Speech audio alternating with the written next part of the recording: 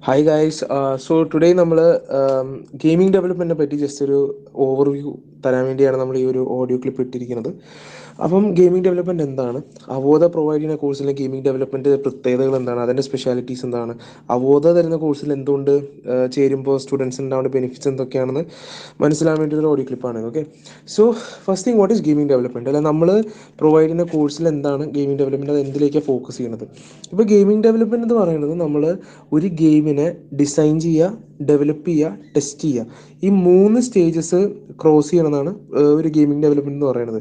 അവോധന കോഴ്സിനകത്ത് ഈ 3 സ്റ്റേജസ് നമ്മൾ കൺസിസ്റ്റൻ്റ്ലി പോകുന്നുണ്ട്. അതായത് അതാണ് നമ്മൾ ഇൻറ്റിഗ്രേറ്റഡ് ഗെയിമിംഗ് ഡെവലപ്മെൻറ്റ് എന്ന് പറയുന്നത്. അതായത് ഗെയിമിംഗ് ഡെവലപ്മെൻറ്റ് കോഴ്സുകൾ പലതരം ഉണ്ടാവും. ഇപ്പോൾ നമുക്ക് യൂണിറ്റി ഡെവലപ്മെൻറ്റ് മാത്രമായിട്ടൊരു കോഴ്സ് ഉണ്ടാവാം, അതിൽ ഗെയിമിംഗ് ഡെവലപ്മെൻറ്റ് മാത്രം പഠിക്കുന്നത്, അവിടെ ടെസ്റ്റിങ്ങോ ഡിസൈനിങ്ങോ നമ്മൾ പഠിക്കുന്നില്ല.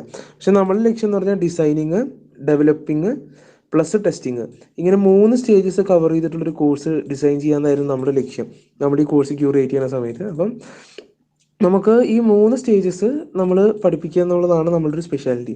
ഫസ്റ്റ് തിങ് നമ്മൾ സ്റ്റുഡൻസിൻ്റെ അടുത്ത് കമ്മ്യൂണിക്കേറ്റ് ചെയ്യേണ്ടതെന്ന് വെച്ചാൽ, അവരിപ്പം ഈ ഇൻറ്റിഗ്രേറ്റഡ് ഗെയിമിംഗ് ഡെവലപ്മെൻറ്റ് എന്നുള്ള കോഴ്സ് സൗത്ത് ഇന്ത്യയിൽ തന്നെ ഫിസിക്കൽ ഇൻസ്റ്റിറ്റ്യൂഷൻസ് പോലും പ്രൊവൈഡ് ചെയ്യാത്തൊരു കോഴ്സാണ്. അതായത് ചില ഫിസിക്കൽ ഇൻസ്റ്റിറ്റ്യൂഷൻസ് യൂണിറ്റി ഡെവലപ്മെൻറ്റ് മാത്രം പ്രൊവൈഡ് ചെയ്യുന്നുണ്ട്, പക്ഷെ അവിടെ ഇൻറ്റിഗ്രേറ്റഡ് ഗെയിമിംഗ് ഡെവലപ്മെൻറ്റ് കോൺസെപ്റ്റ് അവിടെ വരുന്നില്ല. അപ്പം നാളുകളിൽ ഇപ്പോൾ നമ്മുടെ സ്റ്റുഡൻസ് ഒരു ജോബിന് കയറുന്ന സമയത്ത്, ഒരു ജോലിക്ക് കയറുന്ന സമയത്ത് സ്റ്റുഡൻസിൻ്റെ മുമ്പിൽ പല ഓപ്ഷൻസ് ഉണ്ടാവും. അതായത് സ്റ്റുഡൻസ് ഇപ്പോൾ ഇൻ്റർവ്യൂക്ക് പോകുമ്പോൾ ഇൻ്റർവ്യൂയുടെ ഓപ്പണിംഗ് എപ്പോഴും ഡെവലപ്മെൻറ്റിൽ മാത്രം ഉണ്ടാവണമെന്നില്ല. ചിലപ്പോൾ ഗെയിം ടെസ്റ്റിങ്ങിലായിരിക്കാം, ചിലപ്പോൾ ഗെയിം ഡിസൈനിങ്ങിലായിരിക്കാം.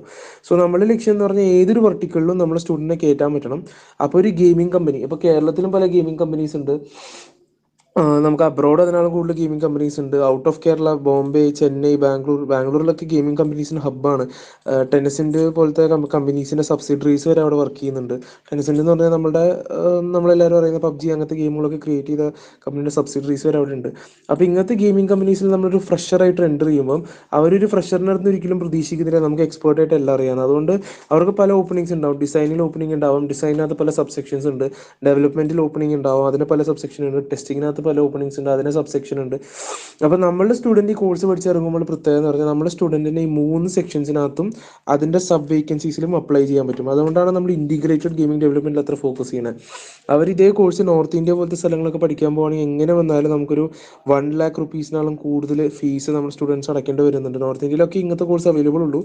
അങ്ങനെ പോവുകയാണെങ്കിൽ പോലും ഇങ്ങനെ വന്നാലും മോർ ദാൻ 1,00,000 റുപ്പീസൊക്കെ അവർ പേയ്മെൻറ്റ് ചെയ്യേണ്ടി വരും ഇങ്ങനത്തെ ഒരു കോഴ്സിന്.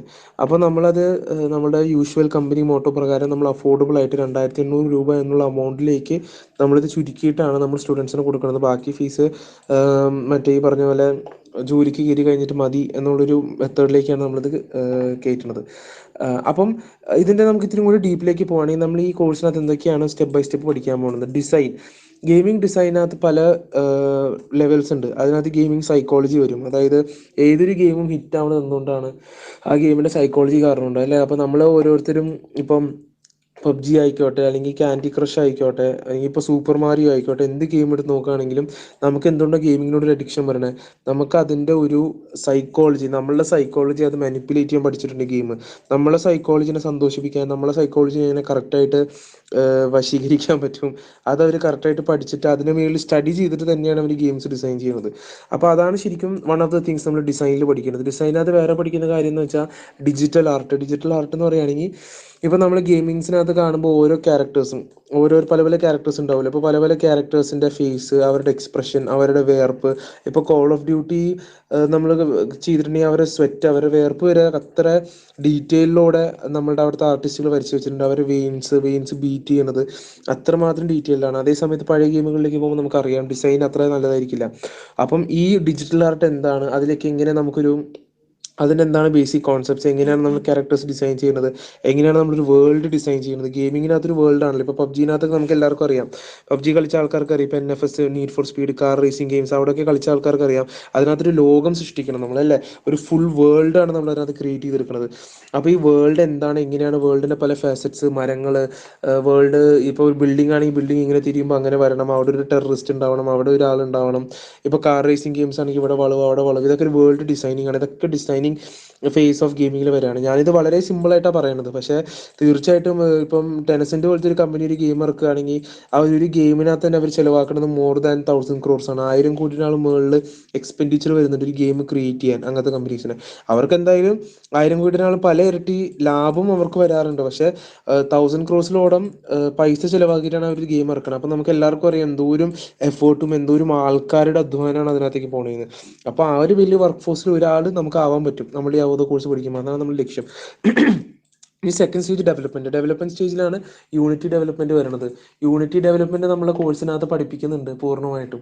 അപ്പം യൂണിറ്റി ഡെവലപ്മെന്റിൻ്റെ അകത്ത് നമുക്ക് മനസ്സിലാകും എങ്ങനെയാണ് നമ്മൾ ഈ ഡിസൈൻ സ്റ്റേജിൽ നമ്മൾ സങ്കല്പിച്ച കുറേ കാര്യങ്ങളുണ്ടല്ലോ. അതായത് ഈ വ്യക്തി ഇങ്ങനെ കാണും, ഈ ലോകം ഇങ്ങനെയാണ്, ഇവൻ നടക്കുമ്പോൾ ഇങ്ങനെയാണ്, ഇവൻ വെടിവെക്കുമ്പോൾ ഇവൻ്റെ കൈ ഇങ്ങനെ മാറണം, ഒരു ഗൺ ഷൂട്ട് ചെയ്യുമ്പോൾ നമ്മുടെ കൈയൊക്കെ ഇങ്ങനെ റേസ് ആയി വരില്ലേ, അതൊക്കെ ഡിസൈൻ സ്റ്റേജ് നമ്മൾ ചിന്തിച്ച് വെച്ചിട്ട് ഇതൊക്കെ ഇംപ്ലിമെൻറ്റേഷൻ നടക്കുന്നതാണ് ഡെവലപ്മെൻറ്റ് ഫേസ്.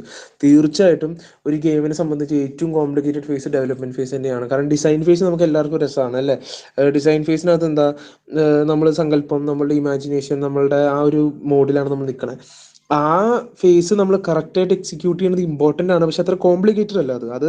തീർച്ചയായിട്ടും ഒരു ഗെയിമിൻ്റെ ആത്മാവ് എന്ന് പറയുന്നത് ഡിസൈൻ ഫേസിൽ തന്നെയാണ് വരുന്നത്. പക്ഷേ ഡെവലപ്മെൻറ്റ് ഫേസിലാണ് ഈ പറഞ്ഞ പോലെ കോംപ്ലിക്കേഷൻസ് വരുന്നതും ടെക്നിക്കലി സ്പെസിഫിക് ആവേണ്ട ആവശ്യം വരുന്നു. അപ്പോൾ അതിനകത്ത് നമ്മൾ യൂണിറ്റി ഡെവലപ്മെൻറ്റ് എന്നുള്ളൊരു പ്രോഗ്രാമിംഗ് ലാംഗ്വേജ് ആണ് നമ്മളതിനകത്ത്, ഒരു സോഫ്റ്റ്വെയർ ആണ് നമ്മൾ പഠിപ്പിക്കുന്നത്. അപ്പോൾ യൂണിറ്റി ഡെവലപ്പേഴ്സ് ഈ പറഞ്ഞ പോലെ Unity developer jobs in India, അല്ലെങ്കിൽ Unity developer jobs in USA, Unity developer jobs in California, ഇതൊക്കെ ഒന്ന് ഗൂഗിളിൽ സെർച്ച് ചെയ്യാൻ പറഞ്ഞാൽ മതി നമ്മുടെ സ്റ്റുഡൻസിനോട്. വേറെ ഒന്നും വേണ്ട. നമ്മളൊരു സ്റ്റുഡൻ്റ് അടുത്ത് പറയുമ്പോൾ ജസ്റ്റ് നിങ്ങൾ ഇതൊന്ന് ഗൂഗിളിൽ സെർച്ച് ചെയ്യുക, Unity developer jobs in California അമേരിക്കയിൽ, Unity developer jobs in Silicon Valley, Unity developer jobs in Bangalore. Silicon Valley എന്ന് പറഞ്ഞാൽ അമേരിക്കയിലാണ്. അപ്പം അങ്ങനെ ഒരു സിമ്പിൾ ഒരു ഗൂഗിൾ സെർച്ച് ചെയ്യാൻ പറഞ്ഞാൽ മതി. ഞാനും ഈ ഒരു ഗൂഗിൾ സെർച്ച് ചെയ്ത് നമുക്ക് തന്നെ അതിശയമാണ് എന്തുമാത്രം ജോബ് ഓപ്പർച്യൂണിറ്റി ഉണ്ടെന്ന് ഈ ഗെയിമിംഗ് സെക്ടറും യൂണിറ്റി ഡെവലപ്മെൻറ്റിലും. അപ്പം നമ്മളുടെ കോഴ്സിൻ്റെ ഏറ്റവും bulk of the syllabus, bulk of the portions നമ്മൾ വച്ചിരിക്കുന്നത് യൂണിറ്റി ഡെവലപ്മെൻറ്റ് തന്നെയാണ്. അതാണ് നമ്മൾ കൂടുതൽ ഫോക്കസ് ചെയ്ത് ഡെവലപ്മെൻറ്റ് സ്റ്റേജ് കാര്യങ്ങളായിരിക്കും കൂടുതൽ പഠിപ്പിക്കുന്നത്. കാരണം അതിനകത്താണ് ഏറ്റവും കൂടുതൽ job opportunity plus salary package കിട്ടാനുള്ള സാധ്യതയും. അതുകൊണ്ടാണ് നമ്മൾ യൂണിറ്റ് ഡെവലപ്മെൻറ്റിൽ ഫോക്കസ് ചെയ്യുന്നത്. മൂന്നാമത്തെ സ്റ്റേജ് ടെസ്റ്റിംഗ് ആണ്. വളരെ സിമ്പിൾ ഫേസ് ആണ്. നമ്മളുടെ ഗെയിം വർക്ക് ചെയ്യുന്നുണ്ടോ, അത് ഓരോ ടേൺസിലും കാര്യങ്ങളൊക്കെ വർക്ക് ചെയ്യുന്നുണ്ടോ എന്നുള്ളതാണ് ടെസ്റ്റിങ്ങിനകത്ത്. തീർച്ചയായിട്ടും ടെൻസെന്റ് പോലത്തെ വലിയ കമ്പനികൾ ഒരു ഗെയിം ഇറക്കുമ്പം ടെസ്റ്റിംഗ് ഫേസിനകത്ത് അവർ മാസങ്ങൾ എടുത്തിട്ടാണ് ടെസ്റ്റ് ചെയ്യണത് ഏതൊരു ഗെയിമും. ഈ പറഞ്ഞ പോലെ ആ ടെസ്റ്റിംഗ് ഫേസിനകത്ത് അവർ ഈ പറഞ്ഞ പോലെ 80 കോടി 100 കോടി ഏറ്റവും കുറഞ്ഞ് ചിലവാക്കണ ഒരു സാഹചര്യം നമുക്ക് എല്ലാവർക്കും കാണാം. കാരണം അവരത്ര പെർഫെക്റ്റ് ആയിട്ട് അവരവരുടെ സാധനം ഇറക്കുള്ളൂ. അപ്പം ടെസ്റ്റിംഗ് നമ്മൾ പഠിപ്പിക്കുന്നുണ്ട്. അതിനകത്ത് ജസ്റ്റ് ഒരു ഇൻട്രൊഡക്ടറി ലെവലിലാണ്, പക്ഷെ നമ്മൾ അതും പഠിപ്പിക്കുന്നുണ്ട്. കാരണം നമുക്ക് പറയാൻ പറ്റില്ല നമ്മുടെ സ്റ്റുഡൻറ്റ് ഈ 3 വെർട്ടിക്കലിനകത്ത് ഏത് വെർട്ടിക്കലിലാണ് കയറാൻ പോകുന്നത് ഒരു ഗെയിമിംഗ് കമ്പനിനകത്ത്. അപ്പോൾ തീർച്ചയായിട്ടും നമ്മൾ സ്റ്റുഡൻസിന് വളരെ എക്സൈറ്റിംഗ് ആയിട്ടൊരു കോഴ്സാണ് നമ്മൾ പ്രൊവൈഡ് ചെയ്യുന്നത്, ഗെയിമിംഗ് ഡെവലപ്മെൻറ്റ്. സൗത്ത് ഇന്ത്യയിൽ തന്നെ ആദ്യമായിട്ടാണ് നമ്മൾ ഇൻറ്റിഗ്രേറ്റഡ് ഗെയിമിംഗ് ഡെവലപ്മെൻറ്റ് എന്നുള്ള കോൺസെപ്റ്റായിട്ട് നമ്മൾ വരണതും നമ്മളത് ഇംപ്ലിമെൻറ്റ് ചെയ്യണതും. സ്റ്റുഡൻസിനെ വീട്ടിലിരുന്നിട്ട് നമുക്ക് നമ്മുടെ സ്റ്റുഡൻസിനടുത്ത് ഒത്തിരി ഒത്തിരി ഉദാഹരണങ്ങൾ പറയാം. നിങ്ങൾ ജസ്റ്റ് ഗൂഗിളിൽ സെർച്ച് ചെയ്യുകയാണെങ്കിൽ people that have become millionaires from the gaming industry, just ഒന്ന് ഗൂഗിളിൽ സെർച്ച് ചെയ്താൽ മതി. നിങ്ങൾക്ക് കാണാൻ പറ്റും എന്തുമാത്രം ആൾക്കാരാണ് ഗെയിമിംഗ് ഇൻഡസ്ട്രിയിൽ വർക്ക് ചെയ്ത് മില്യനെയർസ് ആയിരിക്കണേന്ന്. അത് എല്ലാവരും ചെറുപ്പക്കാരായിരിക്കും. എല്ലാവരും ഈ പറഞ്ഞാൽ 25-26 വയസ്സ് ആ ഏജ് ഗ്രൂപ്പിലുള്ള ആൾക്കാർ. കാരണം എന്താ, ഒരു ഗെയിമിംഗ് പഠിച്ചു കഴിഞ്ഞാൽ പിന്നെ നമുക്ക് ഒന്നും നോക്കേണ്ട കാര്യമില്ല അല്ലേ. ഇപ്പം നമ്മളുടെ ഒരു ബിസിനസ്സിലാണെങ്കിൽ നമ്മൾ ഈ ലേണിംഗ് ബിസിനസ്സിനകത്ത് എന്തോരം കാര്യങ്ങൾ നമ്മൾ ബിൽഡ് ചെയ്തെടുക്കണം. ഇൻഫ്രാസ്ട്രക്ചർ വേണം, സെയിൽസ് വേണം, ഓപ്പറേഷൻ വേണം, കസ്റ്റമർ സർവീസ് വേണം. പക്ഷേ ഒരു ഗെയിമിന് അങ്ങനെ എന്തെങ്കിലും പ്രശ്നം വരാറുണ്ടോ? ഇപ്പോൾ നിങ്ങളെല്ലാവരും ക്യാൻഡി ക്രഷ് കളിച്ചിട്ടുണ്ടാവാം, അല്ലെങ്കിൽ കോൾ ഓഫ് ഡ്യൂട്ടി കളിച്ച ആൾക്കാരുണ്ടാവാം, നീഡ് ഫോർ സ്പീഡ് കളിച്ച ആൾക്കാരുണ്ടാവും. അതിനകത്ത് വറീസ് ഇല്ല. നമ്മൾ സാധനം ഉണ്ടാക്കുക, നല്ലൊരു ഗെയിം ആണെങ്കിൽ ഗെയിം തന്നെ നമ്മൾ റിച്ച് ആക്കും. പിന്നെ അതിന് മുകളിലധികം വർക്ക് വരുന്നില്ല. അതാണ് ഒരു ഗെയിമിങ്ങിന് പ്രത്യേകത. അതുകൊണ്ടാണ് ഗെയിമിംഗ് ഡെവലപ്പേഴ്സ് ചെറിയ പ്രായത്തിൽ തന്നെ ഒത്തിരി പേര് മില്യനെയർസ് ആവണതും രക്ഷപ്പെട്ടു പോകണതും. അതൊരു റൂട്ടാണ്. നമുക്കിപ്പോൾ ഒരു കോൺസെപ്റ്റ് നമ്മുടെ മനസ്സിലുണ്ട്. ഇപ്പോൾ കുറേ ചെറുപ്പക്കാർക്ക് അവരുടെ മനസ്സിലൊരു കോൺസെപ്റ്റ് ഉണ്ടാവും. അല്ലെങ്കിൽ ഇപ്പോൾ PUBG പോലത്തെ ഒരു ഗെയിം ഉണ്ടാക്കാൻ അവർക്ക് ആഗ്രഹം ഉണ്ടാവും. അല്ലെങ്കിൽ പെസ് പോലത്തെ ഒരു ഗെയിം, PS പോലത്തെ ഒരു ഗെയിം ഉണ്ടാക്കാൻ ആഗ്രഹം ഉണ്ടാവും. നീഡ് ഫോർ സ്പീഡ് പോലത്തെ ഗെയിം ഉണ്ടാക്കാൻ ആഗ്രഹം ഉണ്ടാവും. അപ്പോൾ അങ്ങനെ പലർക്കും പല ആഗ്രഹങ്ങളുണ്ടാവും. അപ്പോൾ ആ ആഗ്രഹങ്ങൾ നമുക്ക് സാധിച്ചു കൊടുക്കാൻ പറ്റും. അവർ നമ്മളെ കോഴ്സ് വന്നിട്ട് പഠിക്കുകയാണെങ്കിൽ അവർക്ക് ആ ആഗ്രഹങ്ങൾ അവർ തീർച്ചയായിട്ടും ശ്രദ്ധിച്ച് പഠിക്കുകയാണ്, കോഴ്സ് മൊത്തം അറ്റൻഡ് ചെയ്യുകയാണ്, ലൈവ് ക്ലാസ് കറക്റ്റായിട്ട് അറ്റൻഡ് ചെയ്യുകയാണെങ്കിൽ അവർക്ക് അവരുടെ ആഗ്രഹത്തിനനുസരിച്ചൊരു ഗെയിം ഡെവലപ്പ് ചെയ്യാൻ പറ്റും. ഇപ്പം because this is a truly revolutionary course, gaming development that we've introduced. Okay, so all the best for this course, guys. I hope you guys sell it well.